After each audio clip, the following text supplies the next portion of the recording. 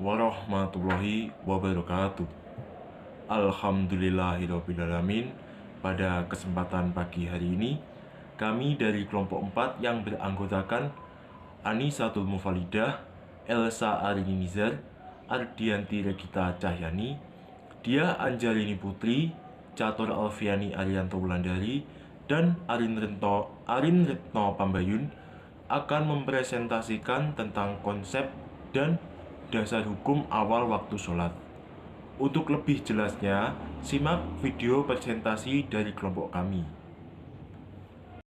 Perkenalkan, nama saya Arin Retno Pambayun dari kelompok 4 yang akan menjelaskan tentang pengertian sholat. Jadi, sholat menurut bahasa berarti doa, sedangkan menurut istilah berarti suatu ibadah yang mencakup segala perbuatan dan ucapan yang dimulai dari takbiratul ihram dan diakhiri dengan salam dengan syarat-syarat tertentu. Jadi di sini dapat kita pahami bahwa sholat ini mencakup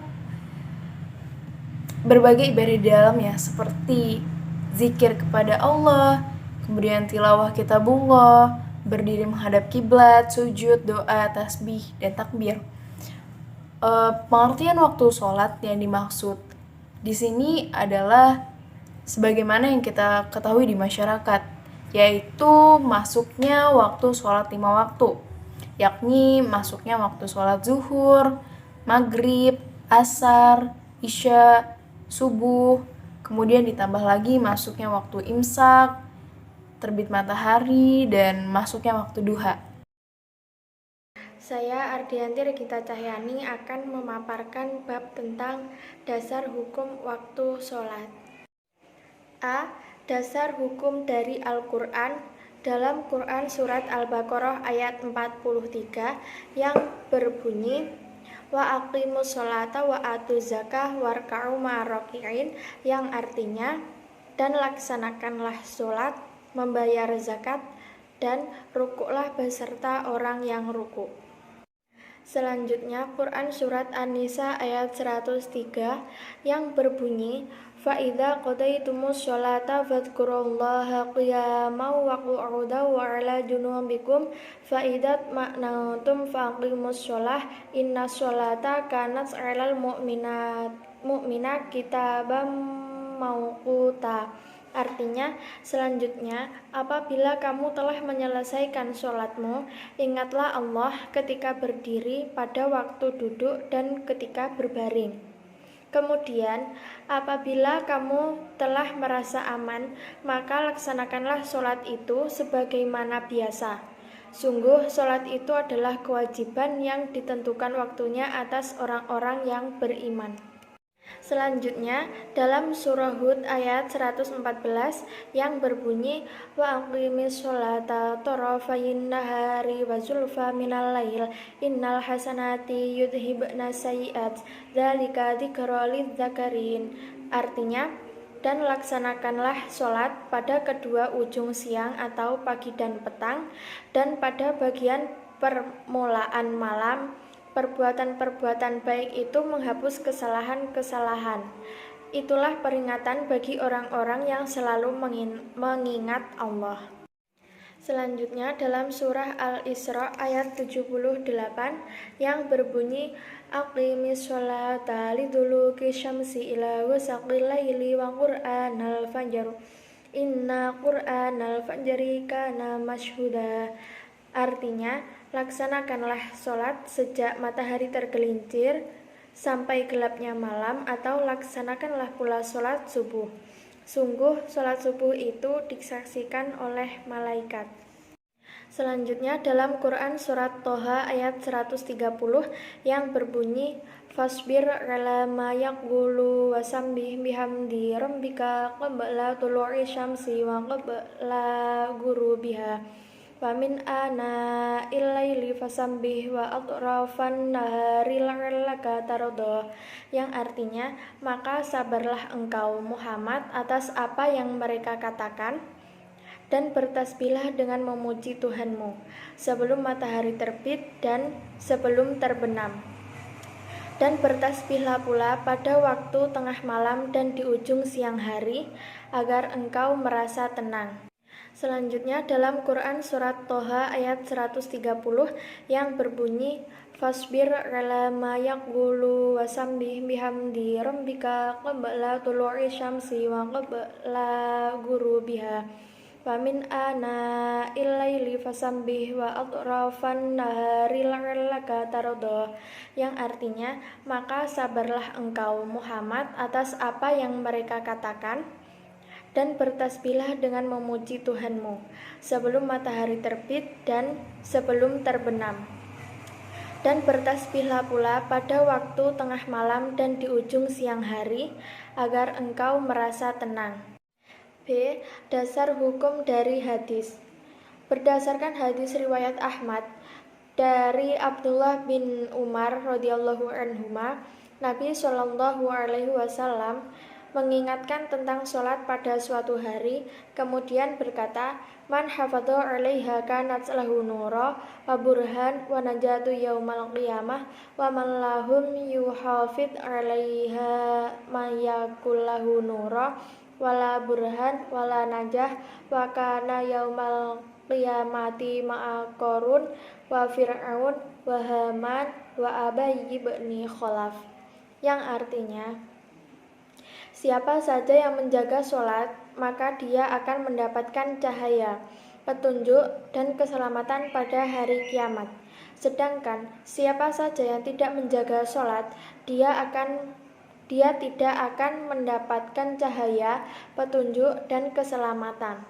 Pada hari kiamat nanti, dia akan dikumpulkan bersama dengan Qarun, Fir'aun, Haman, dan Ubay bin Khalaf. Berdasarkan hadis riwayat Bukhari, diriwayatkan dari Abu Hurairah radhiyallahu anhu, beliau mendengar Rasulullah shallallahu alaihi wasallam bersabda, Ara'aitum law anna nahra bibabi ahadikum yaghtasilu minhu kulla yaumin khamsa marrati hal yabqa min daranihi syai'. Artinya, bagaimana pendapatmu jika di depan pintu rumahmu ada sungai, lalu engkau mandi sehari 5 kali, apakah tersisa kotoran di badannya? Para sahabat menjawab, La, yabqa min daranihi syai'. Artinya, tidak, akan tersisa kotoran sedikit pun di badannya. Rasulullah Shallallahu alaihi wasallam pun bersabda, Fadzalika matsalus sholawatil khamsi yamhullahu bihinna khotoya. Artinya, itu adalah permisalan untuk sholat 5 waktu. Dengan sholat 5 waktu, Allah Ta'ala menghapus dosa-dosa kecil. Selanjutnya, berdasarkan hadis riwayat Muslim dari Abdullah ibnu Amr, sesungguhnya Nabi Shallallahu alaihi wasallam bersabda, waktu duhur apabila tergelincir matahari sampai bayang-bayang seseorang sama panjangnya, yaitu selama belum datang waktu asar selama matahari belum menguning, waktu sholat maghrib selama mega merah belum terbenam, waktu sholat isya sampai tengah malam yang pertengahan, waktu sholat subuh mulai terbit fajar sampai selama matahari belum terbit. Hadis riwayat Muslim. Waktu sholat perspektif ulama Sunni. Berdasarkan dari dalil Al-Quran maupun Al-Hadis di atas, maka para ulama bersepakat bahwa waktu sholat dalam sehari semalam adalah 5 waktu, dengan rincian waktu sebagai berikut. 1. Waktu sholat duhur dimulai sejak matahari tergelincir ke arah barat sampai bayang-bayang suatu benda sama panjangnya. 2. Waktu sholat asar dimulai sejak bayang-bayang suatu benda sama panjangnya sampai matahari menguning. 3. Waktu sholat maghrib dimulai sejak matahari terbenam sampai hilangnya mega merah. 4. Waktu sholat isya dimulai sejak hilangnya mega merah sampai sepertiga malam. 5. Waktu sholat subuh dimulai sejak terbit fajar sampai terbit matahari. Waktu sholat perspektif ulama Syiah. Ulama dari kalangan Syiah berpendapat bahwa sholat fardu sehari semalam hanya 3 waktu saja. Sholat duhur dan asar dijamak dalam 1 waktu, sholat maghrib dan isya dijamak dalam 1 waktu, dan sholat yang berdiri sendiri hanyalah sholat subuh. Karena adanya jamak itu, maka di dalam ajaran Syiah tidak ada sholat Jumat. Ulama Syiah berpendapat bahwa dari ayat tersebut di atas dapat diketahui bahwa waktu sholat wajib hanya ada 3, yaitu 1 waktu untuk 2 sholat wajib, duhur siang dan asar sore, di mana terbagi di antara keduanya. Waktu untuk 2 sholat wajib maghrib, senja, dan isya malam, di mana terbagi juga di antara keduanya, dan waktu untuk sholat fajar atau subuh, di mana waktunya spesifik telah ditentukan. Waktu sholat dalam perspektif sains. Yang pertama, waktu sholat zuhur. Apabila matahari sudah berkulminasi, maka titik pusat matahari berkedudukan tepat di meridian. Dalam keadaan ini, jika matahari tidak berkulminasi di zenit, maka bayang-bayang sebuah benda yang terpancang tegak lurus di atas tanah membujur tepat ke arah utara selatan. Setelah titik pusat matahari berjalan ke arah barat, melepaskan diri dari garis meridian, maka ujung bayang-bayang benda yang dimaksud tadi juga akan melepaskan diri dari garis utara selatan. Keadaan demikianlah yang disebut sebagai tergelincirnya matahari, yang mana menunjukkan bahwa sudah memasuki awal waktu sholat zuhur. Boleh dikatakan juga, jika titik pusat matahari bergerak dari meridian, maka poros bayang-bayang itu berpesong ke arah timur, dan sudut yang dibuatnya dengan garis iktidal atau garis timur barat bukan lagi 90%, maka sudah tergelincir dan awal waktu zuhur sudah masuk. Kemudian yang kedua, waktu sholat asar. Pada waktu matahari melintasi meridian menjadi awal waktu zuhur. Kemudian setelah tergelincir matahari meneruskan perjalanannya ke arah barat, dan bayang-bayang tongkat tadi makin bertambah panjang. Bila panjang bayang-bayang itu bertambah dengan 1 kali tinggi tongkat tersebut, maka masuklah waktu asar. Namun ada pendapat lain yang mengatakan bahwa panjang bayang-bayang itu harus bertambah 2 kali dari tinggi tongkat itu sendiri, barulah memasuki waktu awal sholat asar. Kemudian yang ketiga, waktu sholat maghrib. Dalam perspektif sains, waktu sholat maghrib dimulai ketika terbenamnya matahari. Dikatakan terbenam apabila menurut pandangan piringan atas matahari bersinggungan dengan ufuk. Dalam ilmu falak, peristiwa matahari terbenam diperinci sebagai keadaan bila tepi piringannya sebelah atas terletak pada ufuk mar'i. Jadi titik pusatnya berkedudukan sebanyak 1 jari piringan matahari di bawah garis ufuk mar'i. Itulah yang menunjukkan awal masuk waktu sholat maghrib. Kemudian selanjutnya memasuki waktu sholat isya. Begitu matahari terbenam dari ufuk barat, permukaan bumi tidak otomatis langsung menjadi gelap. Hal demikian ini terjadi karena partikel-partikel yang berada di angkasa membiaskan sinar matahari, sehingga walaupun sinar matahari itu sudah tidak mengenai bumi, namun masih ada bias cahayanya dari partikel-partikel tersebut.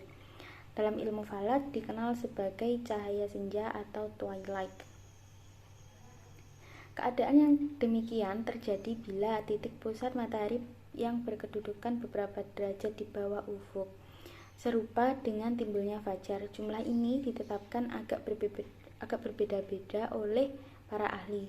Ada yang menetapkan 16 derajat, ada yang menetapkan 17 derajat, dan ada yang menetapkan 18 derajat. Sedangkan menurut Saduddin Jambek, masuk awal waktu isya itu ditandai dengan hilangnya syafa atau merah pada awan di bagian langit sebelah barat. Kemudian yang terakhir, waktu sholat subuh. Dalam ilmu falak, saat nampaknya fajar itu didefinisikan dengan posisi matahari sebesar 20% di bawah 20 derajat di bawah ufuk. Dalam menentukan jumlah 20 derajat ini masih ada perdebatan di antara ahli-ahli hisab, karena ada yang berpendapat 18 derajat, ada yang 19 derajat, dan ada pula yang 21 derajat.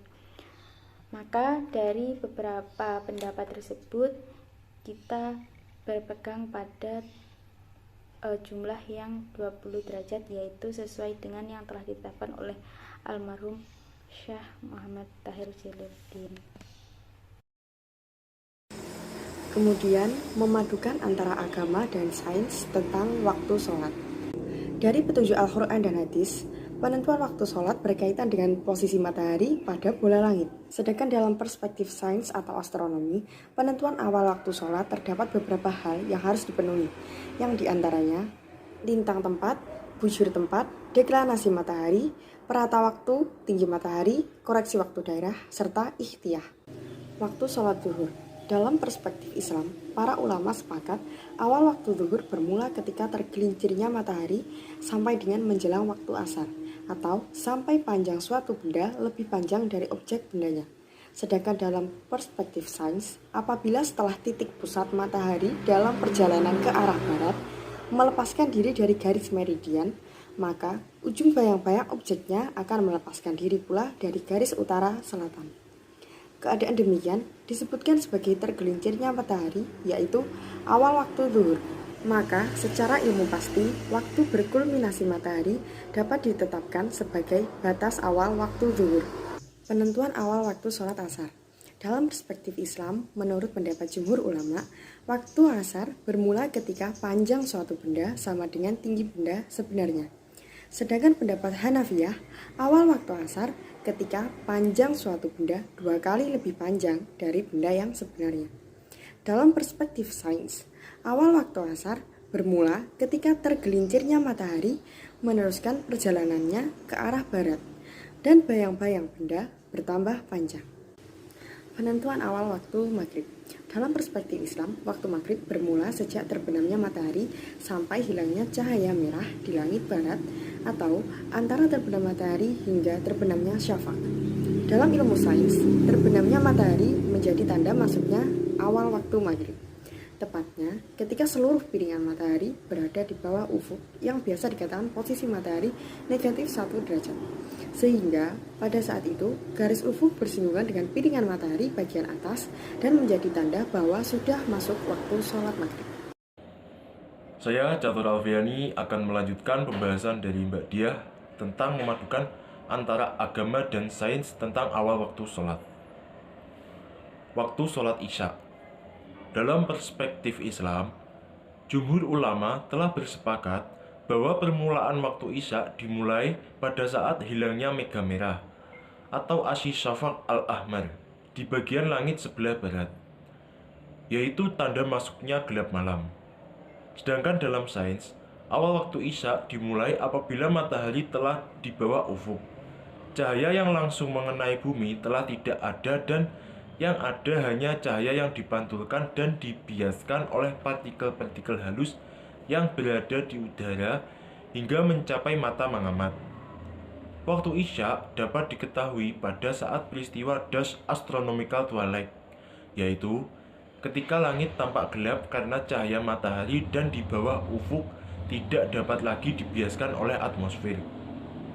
Dalam referensi standar astronomi, sudut altitude untuk astronomical twilight adalah 18 derajat di bawah ufuk atau sama dengan minus 18 derajat. Waktu sholat subuh. Dalam perspektif Islam, sepakat bahwa waktu sholat subuh dimulai ketika terbitnya fajar shadiq dan berlangsung hingga terbitnya matahari. Fajar shadiq dapat dipahami sebagai dawn astronomical twilight atau fajar astronomi, yaitu ketika langit tidak lagi gelap di mana atmosfer bumi mampu membiaskan cahaya matahari dari bawah ufuk. Cahaya ini mulai muncul di ufuk timur menjelang terbit matahari pada saat matahari berada sekitar 18 derajat di bawah ufuk atau jarak zenit matahari sama dengan 108 derajat. Di Indonesia, pada umumnya subuh dimulai pada saat kedudukan matahari 20 derajat di bawah ufuk hakiki, true horizon. Hal ini bisa dilihat misalnya pendapat ahli falak terkemuka Indonesia yaitu Syahaduddin Jambik disebut-sebut oleh banyak kalangan sebagai Mujahid al-Hisab, pembaharu pemikiran hisab. di Indonesia. Beliau menyatakan bahwa waktu subuh dimulai dengan tampaknya fajar di bawah ufuk sebelah timur dan berakhir dengan terbitnya matahari. Menurutnya, dalam ilmu falak, saat tampaknya fajar didefinisikan dengan posisi matahari sebesar 20 derajat di bawah ufuk timur.